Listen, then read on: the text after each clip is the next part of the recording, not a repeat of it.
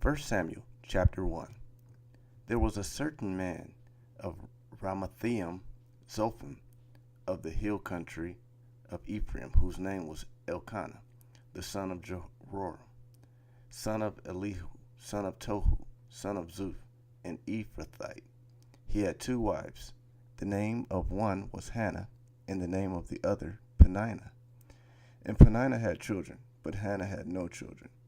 Now this man used to go up year by year from his city to worship and sacrifice to the Lord of hosts at Shiloh, where the two sons of Eli, Hophni and Phinehas, were priests of the Lord.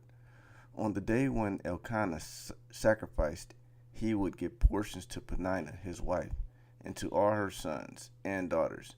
But Hannah he gave a double portion because he loved her, though the Lord had closed her womb. And her rival used to provoke her grievously, to irritate her, because the Lord had closed her womb. So it went on year by year. As often as she went up to the house of the Lord, she used to provoke her. Therefore Hannah wept and would not eat. And Elkanah, her husband, said to her, Hannah, why do you weep, and why do you not eat? And why is your heart sad? Am I not more to you than 10 sons? After they had eaten and drunk in Shiloh, Hannah rose. Now Eli the priest was sitting on the seat beside the doorpost of the temple of the Lord. She was deeply distressed and prayed to the Lord and wept bitterly. And she vowed a vow and said, O Lord of hosts, if you will indeed look on the affliction of your servant and remember me and not forget your servant, but will give to your servant a son, then I will give him to the Lord all the days of his life, and no razor shall touch his head. As she continued praying before the Lord, Eli observed her mouth. Hannah was speaking in her heart, only her lips moved, and her voice was not heard. Therefore Eli took her to be a drunken woman. And Eli said to her, How long will you go on being drunk? Put your wine away from you. But Hannah answered, No, my Lord, I am a woman troubled in spirit. I have drunk neither wine nor strong drink, but I have been pouring out my soul before the Lord. Do not regard your servant as a worthless woman, for all along I have been speaking out of my great anxiety and vexation. Then Eli answered, Go in peace, and the God of Israel grant your petition that you have made to him. And she said, Let your servant find favor in your eyes. Then the woman went away and ate, and her face was no longer sad. They rose early in the morning and worshipped before the Lord. Then they went back to their house at Ramah. And Elkanah knew Hannah his wife, and the Lord remembered her.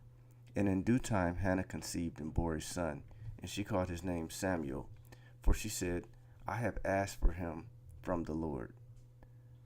The man Elkanah and all his house went up to offer to the Lord the yearly sacrifice and to pay his vow. But Hannah did not go up, for she said to her husband, As soon as the child is weaned, I will bring him, so that he may appear in the presence of the Lord and dwell there forever. Elkanah, her husband, said to her, Do what seems best to you. Wait until you have weaned him, only may the Lord establish his word. So the woman remained and nursed her son until she weaned him. And when she had weaned him, she took him up with her, along with a 3-year-old bull, an ephah of flour, and a skin of wine. And she brought him to the house of the Lord at Shiloh, and the child was young. Then they slaughtered the bull, and they brought the child to Eli. And she said, O my Lord, as you live, my Lord, I am the woman who was standing here in your presence praying to the Lord. For this child I prayed, and the Lord has granted me my petition that I made to him. Therefore I have lent him to the Lord. As long as he lives, he is lent to the Lord. And he worshipped there. 1 Samuel chapter 2. And Hannah prayed and said, My heart exalts in the Lord. My horn is exalted in the Lord. My mouth derides my enemies, because I rejoice in your salvation. There is none holy like the Lord, for there is none besides you. There is no rock like our God. Talk no more so very proudly. Let not arrogance come from your mouth. For the Lord is a God of knowledge, and by him actions are weighed. The bows of the mighty are broken, but the feeble bind on strength. Those who were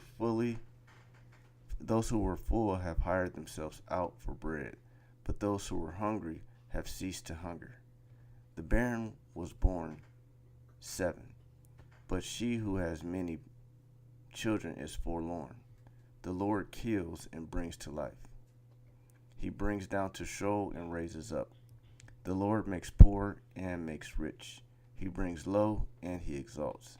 He raises up the poor from the dust. He lifts the needy from the ash heap to make them sit with princes and inherit a seat of honor. For the pillars of the earth are the Lord's, and on them he has set the world. He will guard the feet of his faithful ones, but the wicked shall be cut off in darkness. For not by might shall a man prevail. The adversaries of the Lord shall be broken to pieces. Against them he will thunder in heaven. The Lord will judge the ends of the earth. He will give strength to his king and exalt the horn of his anointed. Then Elkanah went home to Ramah, and the boy was ministering to the Lord in the presence of Eli the priest. Now the sons of Eli were worthless men. They did not know the Lord.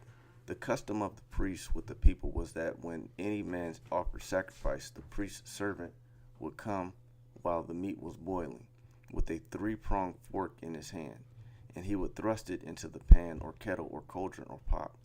All that the fork brought up the priest would take for himself. This is what they did at Shiloh to all the Israelites who came there. Moreover, before the fat was burned, the priest's servant would come and say to the man who was sacrificing, "Give meat for the priest to roast, for he will not accept boiled meat from you, but only raw." And if the man said to him, "Let them burn the fat first, and then take as much as you wish," he would say, "No, you must give it now, and if not, I will take it by force." Thus the sin of the young man was very great in the sight of the Lord, for the men treated the offering of the Lord with contempt.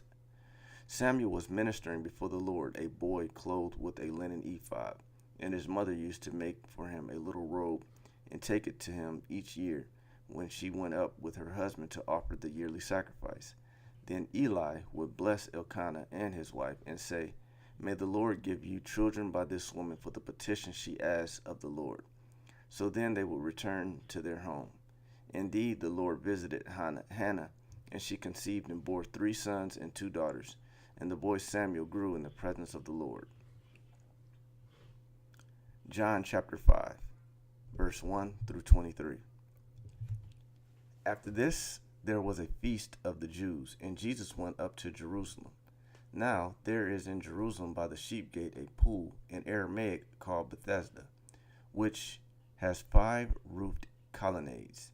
In these lay the multitude of invalids, blind, lame, and paralyzed. One man was there who had been an invalid for 38 years. When Jesus saw him lying there, he knew that he had already been there a long time. He said to him, "Do you want to be healed?" The sick man answered him, "Sir, I have no one to put me into the pool when the water is stirred up, and while I am going, another steps down before me." Jesus said to him, "Get up, take up your bed, and walk." And at once the man was healed, and he took up his bed and walked. Now that day was the Sabbath. So the Jews said to the man who had been healed, "It is the Sabbath, and it is not lawful for you to take up your bed." But he answered them, "The man who healed me, that man said to me, 'Take up your bed and walk.'" They asked him, "Who is this man who said to you, 'Take up your bed and walk'?" Now the man who had been healed did not know who it was, for Jesus had withdrawn, as there was a crowd in the place. Afterward, Jesus found him in the temple and said to him, "See, you are well. Sin no more, that nothing worse may happen to you." The man went away and told the Jews that it was Jesus who had healed him.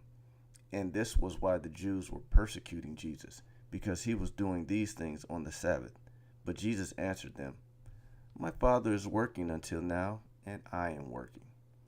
This was why the Jews were seeking all the more to kill him. because not only was he breaking the Sabbath, but he was even calling God his own Father, making himself equal with God. So Jesus said to them, "Truly, truly, I say to you, the Son can do nothing of his own accord, but only what he sees the Father doing. For whatever the Father does, the Son does likewise. For the Father loves the Son and shows him all that he himself is doing. And greater works than these will he show him, so that you may marvel. For as the Father raises the dead and gives them life, so also the Son gives life to whom he will. For the Father judges no one, but has given all judgment to the Son, that all may honor the Son, just as they honor the Father.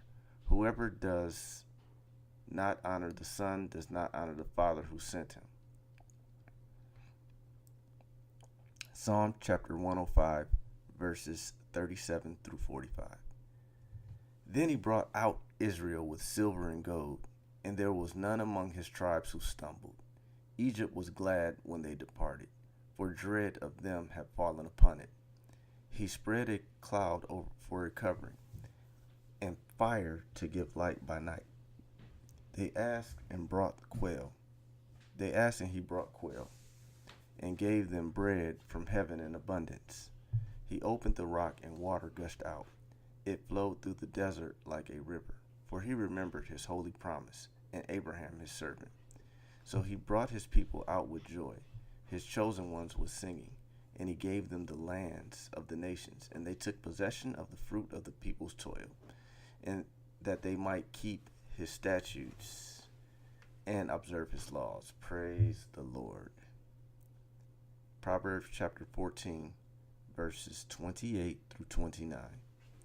In a multitude of people is the glory of a king, but without people a prince is ruined. Whoever is slow to anger has great understanding, but he who has a hasty temper exalts folly.